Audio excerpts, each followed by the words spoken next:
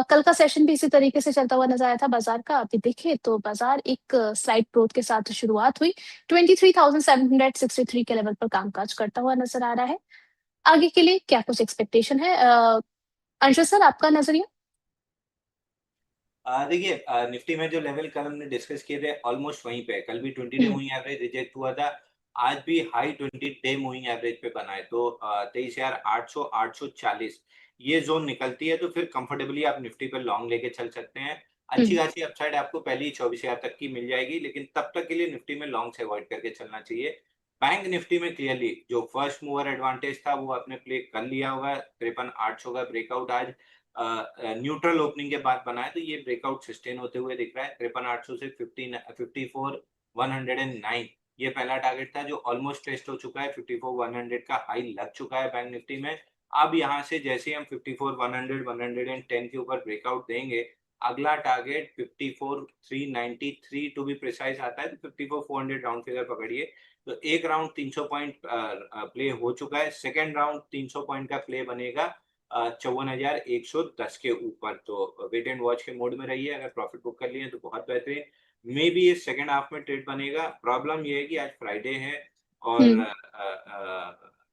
क्या बोलते हैं, दानवराज ट्रम्प जो है वो शनिवार रविवार ही एक्टिव रहते हैं, तो उनकी असुरी शक्ति वीकेंड में जागती है, वो एक रिस्क है।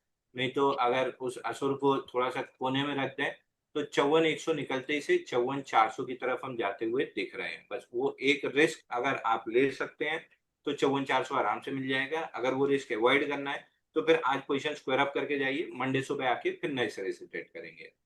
चलिए ठीक है, ये नेक्स्ट क्वेश्चन होने वाला था मेरा आपसे सर कि ईरान की तरफ से जो इंटरेस्ट न्यूक्लियर ना देने की और ईरान में ही उसको रखने की जो बात उन्होंने कही है, अगर क्या इस न्यूज को लेकर के आगे कुछ वीकेंड पे डेवलपमेंट होता है तो क्या मार्केट को लेकर के अभी भी ट्रेडर्स को, क्योंकि लास्ट टाइम जब वीकेंड पर आपसे बात हो रही थी तो आपने कहा था कि कॉशियस अप्रोच को वर्ड यूज करके बचना इज नॉट द थिंग, तो इसके ऑल्टरनेटिव कोई ऐसा स्टॉक्स जहां पर ट्रेडर्स को बिल्कुल फोकस करके चलना है? मैडम देखिए, मैं तो पहले ही घोर विरोधी रहता हूँ ये जेनरिक टर्म्स का। कॉशियस हम्म। रहिए, डिप्स पे बाई कीजिए, रैलीज पे सेल कीजिए। अगर इतना ही समझदार रिटेल दर्शक होता तो हम्म। वो आपको और हमको सुनने क्यों आता है? तो वो सुनने इसलिए आता है ना कि आपके पास, आपने उसकी सालों पढ़ाई की है, तो आपके पास प्रिसाइज एक कुछ उसके लिए सजेशन होगा। तो मैं तो हमेशा ही इन जेनरिक टर्म्स के विरोध में रहता हूँ। अब ये चीज है कि देखिए, ये तो रिस्क आपको ही लेना है। आप मोबाइल आपके हाथ में है, बटन आपको दबाना है, तो वो बाई बटन दबा के ले जाना है या अवॉइड करके जाना है। It is at the end of the day जिसके हाथ में मोबाइल है उसकी जिम्मेदारी और उसका डिसीजन। हम केवल सलाह दे सकते हैं। और मैं जनरली आपकी जगह मैं होता, मतलब from a retail trading perspective, आपकी जगह मैं होता, मैं वीकेंड पे पोजीशन कैरी नहीं करता। मैं आराम से वीकेंड बच्चों के साथ एंजॉय करता, क्योंकि मुझे पता है यहाँ से एक नहीं कई हफ्ते मार्केट खुला है। मेरे मरने के बाद भी मार्केट खुला रहेगा और मतलब मेरी चार पीढ़ी निकलने के बाद भी मार्केट खुला रहेगा। तो जब मार्केट खुला ही है और अपॉर्चुनिटीज मिलना ही है और असुर सम्राट 2 साल के बचे हैं, उसके बाद तो फिर चीजें नॉर्मल हो ही जाएंगी। तो 2 साल बहुत हद तक मैं वीकेंड्स पे अपनी कैपिटल प्रोटेक्शन मोड में रहूंगा और वीकडे में मेरे को जो अपॉर्चुनिटीज मिलेंगी मैं छोटी छोटी प्रॉफिट लेके प्ले कर लूंगा। आज ही सुबह 300 पॉइंट मिल गया है, अगर 300 पॉइंट में मेरा पेट भर गया है, सेकंड लेग अगर मिल गया तो प्ले कर लूंगा, नहीं मिला तो छोड़ दूंगा। तो वही चीज है कि मैं वीकेंड रिस्क नहीं कैरी करूंगा एटलीस्ट जब तक डोनाल्ड ट्रंप हम्म। इन पोजीशन है। और धीरे धीरे, अगर आपने ऑप्टिक्स के तौर पे देखा होगा केवल वेलकम वाला वीडियो, तो डोनाल्ड ट्रंप का एक सिंगल, आप तो मीडिया से तो आपको ज्यादा इसकी जानकारी होगी, एक सिंगल फ्रेम में सामने से डोनाल्ड ट्रंप को और जिनपिंग को मिलते हुए दिखाया गया था। हम्म। वहीं जब पुतिन का वीडियो रिलीज किया गया तो वो ग्रैंड स्टेज पे एकदम बड़े उस पे कैनवस पे दिखाया गया कि वो उतरते हुए आ रहे हैं, ये बड़ी कार से आ रहे हैं, पूरी आर्मी उनको वेलकम कर रही है। तो यही चीज अपने आप में दिखा रही है ऑप्टिक्स के तौर पे। अब अमेरिका का वो पावर नहीं रह गया है जो पहले था। तो धीरे धीरे और 6 8 महीने में डोनाल्ड ट्रंप की जो मिड टर्म्स के बाद, तो मैं मान के चल रहा हूँ कि अगला 2 साल भी जो हम अभी मान के चल रहे हैं वो 2 साल भी इतना मायने नहीं रखेगा। बिना दाग का शेर हो जाएगा और वैसे ही बूढ़ा है, तो बहुत ज्यादा कुछ नहीं होना है। मिड टर्म तक जो होना है सो होना है। मिड टर्म के बाद डोनाल्ड ट्रंप फियर खत्म हो जाएगा, 2 साल आपको पैसा कमाने का मौका मिलेगा। बस ये 6 8 महीने सर्वाइव कर जाइए। चलिए ठीक है, तो बने रहिए बाजार के साथ में और जो है लाइफ के साथ में, ताकि अपॉर्चुनिटी आपसे मिस ना हो। और आपका कोई भी सवाल यहाँ पर अगर पूछा जा रहा हो तो कान लगाकर उसको जरूर सुनिएगा। यहाँ पर शुरुआत कर लेते हैं हम जी के साथ। मनीष शाह जी का क्वेश्चन है कि यहाँ पर क्या करंट प्राइस से एग्जिट कर लेना चाहिए इन्हें, या फिर रिवर्सल का वेट करें। देखिए, again from a time frame prospective, आपके पास कितना टाइम है? अगर आपके पास थोड़ा सा लंबा समय है और थोड़ी सी और रिस्क ले सकते हैं, तो फिर आप 77 का स्टॉप लॉस ले लीजिए। अराउंड, हाँ, 77 का स्टॉप लॉस ले लीजिए और एक बार वेट कर लीजिए। या फिर बेटर स्ट्रैटेजी होगी कि एग्जिट करके 77 के अराउंड सवाल पूछना। मैं आपकी जगह होता तो मैं एग्जिट करके 77 के अराउंड दोबारा से एक बार सवाल पूछता। ओके सर, अगर किसी को अभी अपना कैपिटल इन्फ्यूज करना है तो क्या केपी एनर्जी में किया जा सकता है 356 पर।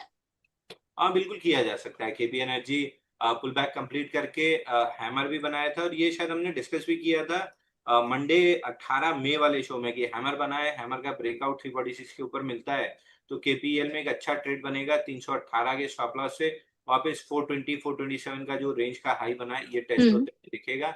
बाकी अगर आप इन्वेस्टर हैं तो ऑल टाइम हाई के पहले बहुत ज्यादा कुछ करने की जरूरत है नहीं इसमें। ओके नेक्स्ट सर, यहाँ पे नैन्सी जी का क्वेश्चन आया है प्रीमियर एक्सप्लोजिव को लेकर के। इनकी बाइंग प्राइस 630 की है। इनका सवाल है कि आपने क्वेश्चन पूछने को बोला था 606 के लेवल पर, तो अब आगे आपका व्यू क्या रहेगा इसको लेकर के। देखिए, बिल्कुल 606 नहीं होगा, 615 रुपए 50 पैसे होगा जहां तक मेरे को याद है। या तो डिविडेंड की वजह से थोड़े से प्राइजेस एडजस्ट हुए हो तो अलग बात है, क्योंकि मेरे चार्ट पे डिविडेंड एडजस्ट हो जाते हैं। 615-50 ये एक रेजिस्टेंस जोन है, अनमिटिगेटेड लेवल है बेसिकली। ये लेवल हम्म। जैसे ही पार होगा, मोमेंटम और तेजी से बिल्ड होगा। अगर आप चार्ट पे देखें, इसका डेली चार्ट करके अगर आप नवंबर से देखना स्टार्ट करें, आपको दिखेगा हम्म। कि एक डबल बॉटम, जिसको विलियम ओनील कहता है डबल बॉटम, अगर उसकी बुक आपने पढ़ी है, नहीं पढ़ी है तो अब तक मंगा लें। दे दे भाई, वापस दिखा दें, फ्री का एडवर्टाइजमेंट हो ही रहा है इनका। ये वाली बुक वापस मंगा लें, इसमें एक चैप्टर आपको मिलेगा कहीं डबल बॉटम का। पेज नंबर देख के बताना, इसके बाद ही होगा। उसी टाइप का डबल बॉटम वीकली पे बना है।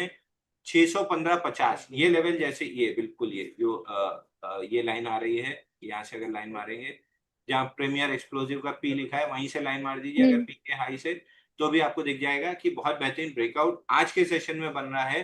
वॉल्यूम राइज भी 267% है। एक आखिरी रेजिस्टेंस 615-50 है। अगर वहां से रिजेक्शन नहीं मिला तो फिर इस स्टॉक में आपको मिलना चाहिए 680 रुपए का टारगेट। तो मेरे को अच्छा तो लग रहा है, 615-50 पे अगर रिएक्शन नहीं मिला तो फिर आराम से 680 तक निकल जाएगा। चलिए ठीक है, नेक्स्ट इनका पैटर्न क्वेश्चन वाले था सर। पैटर्न वाले चैप्टर में होगा। ठीक है, जी नेक्स्ट जी, आप क्वेश्चन कंटिन्यू इनका कीजिए। आया था सर वीपीएल को लेकर के और यूपीएल को लेकर के, क्या इसमें नई एंट्री की जा सकती है। देखिए, यूबीएल में तो बिल्कुल कर सकते हैं। यूबीएल में अगर आप इन्वेस्टर हैं, यूनाइटेड बेवरेज या यूनाइटेड स्पिरिट, अगर आप इन्वेस्टर हैं और आपके पास 1.5 2 साल 3 साल का समय है, बहुत आराम से आपको ऑल टाइम हाई प्लस के टारगेट्स मिल जाएंगे। तो यूबीएल वीबीएल दोनों ऑलमोस्ट अपने बॉटम के आसपास हैं। लार्ज कैप स्टॉक, मतलब mid to large cap stock है। ऑल टाइम हाई से अच्छा खासा करेक्शन हो चुका है। मेरे को यूनाइटेड स्पिरिट ज्यादा पसंद है compare to UBL, but hmm. UBL भी लिया जा सकता है। मेरे को यूनाइटेड स्पिरिट ज्यादा पसंद है क्योंकि प्रोडक्ट रेंज उनकी ज्यादा है।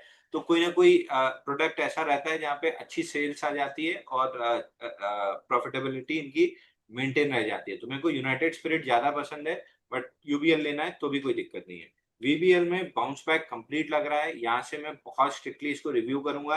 अगर यहाँ से 8 से 10 हफ्ते पैटर्न ऐसे ही बना रहता है तो फिर मैं बाइंग करना पसंद करूंगा। नहीं तो ये वापस से अपना बाइंग क्लाइमेक्स 330 करने के लिए नीचे आएगा। उसके लिए 427 तोड़ना बहुत जरूरी है। तो अगेन, मैं वीबीएल अवॉइड करने के मूड में ज्यादा रहूंगा। ओके, यहाँ पर राजा जी का क्वेश्चन आया है, कह रहे हैं कि सर इन्होंने जो है, ठीक है, स्टॉप लॉस नहीं लगाया है इसलिए आप नाराज मत होइएगा। इनका एक क्वेश्चन है। और जेएसडब्ल्यू इंफ्रा में 400 शेयर एट द प्राइस 310 की बाइंग है, और कह रहे हैं कि एवरेज करना चाहिए यहाँ पर। देखिए, जेएसडब्ल्यू इंफ्रा आज ही मैंने बाई किया है, तो मैं buy sell stop loss target की सलाह आपको नहीं दे पाऊंगा। सेबी का नियम है 30 दिन पहले और 5 दिन बाद तक का। But from a trading prospective मैं कहीं भी 300 326 के टारगेट अपने लिए देख रहा हूँ। फ्रॉम एन इन्वेस्टमेंट परस्पेक्टिव 700 रुपए का जो पुराना लेवल हम डिस्कस करते आ रहे हैं वो एज इट इज इंटैक्ट है। तो चूंकि मैंने आज बाय किया है, मैं इनको सलाह एग्जैक्टली नहीं दे पाऊंगा। और दूसरा, मैं एक बार आपको रिक्वेस्ट करूंगा, आप एक बार जेएसडब्ल्यू सीमेंट का अगर चार्ट खोल सकें। जी। जेएसडब्ल्यू से मेरे को याद आ गया, जेएसडब्ल्यू सीमेंट, देखिए ये आप देखिए, एक बार ब्रेकआउट फेल हुआ है 21 अप्रैल वाली, ये वाली कैंडल का ब्रेकआउट फेल हुआ था। ये सेकंड अटेम्प्ट ब्रेकआउट है कल और आज मिला के। तो 144 का एक लेवल है जहां से रिएक्शन आएगा। बट ये स्टॉक ऑल टाइम हाई जा रहा है, आईपीओ बेस कंप्लीट हो चुका है, सेकंड अटेम्प्ट ब्रेकआउट है। कल 1000% वॉल्यूम राइज था, आज 3300% वॉल्यूम राइज है। क्लियरली इंस्टीट्यूशन पार्टिसिपेशन है। डिप्स पे कहीं भी मिल जाए 134 127 के बीच में और ऐड कर लीजिएगा, यहाँ पे ले लीजिए और ऐड कर लीजिएगा 134 से 127 के बीच में, आराम से ऑल टाइम हाई 165 170 चला जाएगा। तो ये एक नया स्टॉक है, अगर बायोकॉन आपने नहीं लिया है तो जेएसडब्ल्यू सीमेंट जरूर ले लीजिए। चलिए, तो जेएसडब्ल्यू सीमेंट एक बाय करने की सलाह यहाँ पर निकल कर क्या है, बाय का स्टैंप यहाँ पर लगाते रहिएगा आप लोग, सॉरी हमारी जो टीम है, ताकि इजिली लोगों को जो है वो आइडेंटिफाई हो जाए कौन कौन से स्टॉक्स जो है जो बाय रिकमेंडेशन में चल रहे हैं।